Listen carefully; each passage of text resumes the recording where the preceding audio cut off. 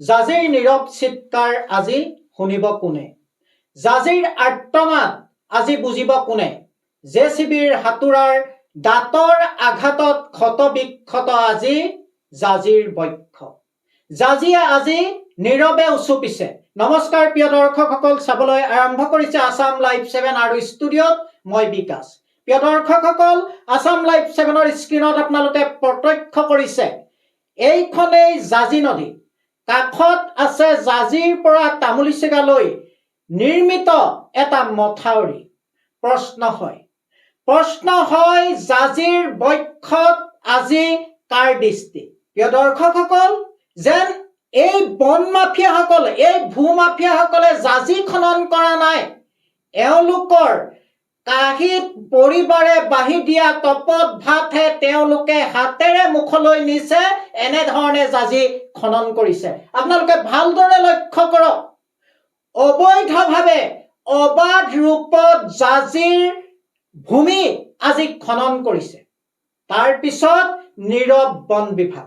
এতিয়া প্ৰশ্ন হয়, ৰাতি ৰাতি কোনে খনন কৰিছে জাজিৰ বুকু?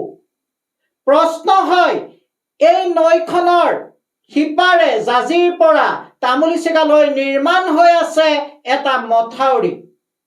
ঠিকাদাৰ ৰূপী ভূমাফিয়াৰ দৃষ্টি পৰিছে নেকি জাজিৰ বুকুত? যাক লৈ আজি সৰব হৈ পৰিছে আমগুৰি নৱনিৰ্মাণ সমিতি।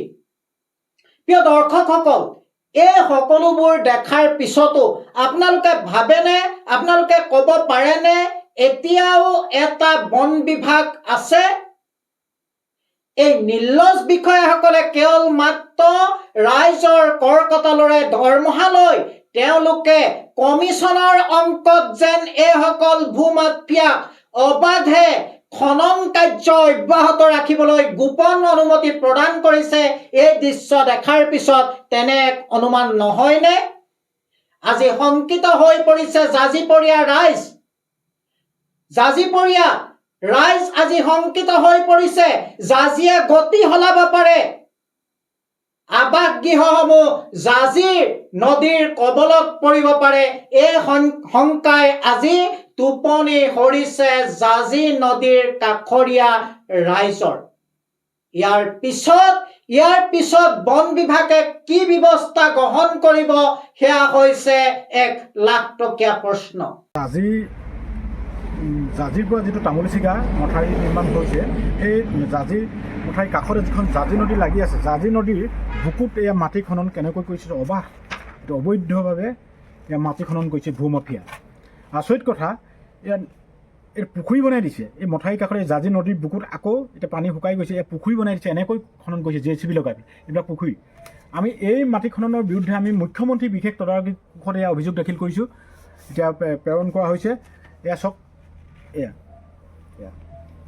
এই মথাউৰিৰ কাৰণে ভাবুকিটো আহিছে। কাষত যিখিনি মানুহ আছে, সেই বাসিন্দাসকলৰ এতিয়া তেওঁলোকৰ কাৰণেও ভাবুকি আহিছে, যিহেতু নদীৰ বুকুৰ মাটি খনন কোনো কাৰণে কৰিব নোৱাৰে, কিন্তু এইটো অবৈধ খনন, এইবিলাক ৰাতি কৰিছে।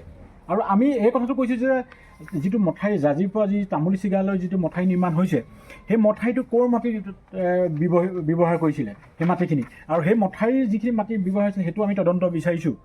আৰু তাত ঠিকাদাৰে ক'ৰ মাটি আনি তাত লগাইছিলে, আৰু আমাৰ সন্দেহ এই মাটিখিনি, যিখিনি এই জাজি বুকুৰ মাটি, এয়া বালি মাটি, এইখিনি এই মথাউৰিটোতে ব্যৱহাৰ কৰিছিলে।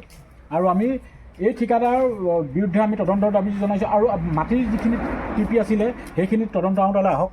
ক'ৰ মাটি কাটিছিলে, ক'ৰ গাড়ীৰ মাটি কাটিছিলে, আৰু কোন দুষ্ট চক্ৰ এই মাটি খননৰ লগত, জাজি নদীৰ মাটি খননৰ লগত কোন দুষ্ট চক্ৰ জড়িত আছিলে, তেওঁলোকৰ বিৰুদ্ধে আইনী ব্যৱস্থা ল'বলৈ আমি দাবী জনাইছোঁ। লগতে যি ঠিকাদাৰ জড়িত আছে অবৈধ মাটি খননৰ লগত, তেওঁ আয়ৰ সামঞ্জস্য সম্পত্তি, স্থাৱৰ অস্থাৱৰ সম্পত্তি আমি বাজেয়াপ্ত কৰাৰ দাবী জনাইছোঁ।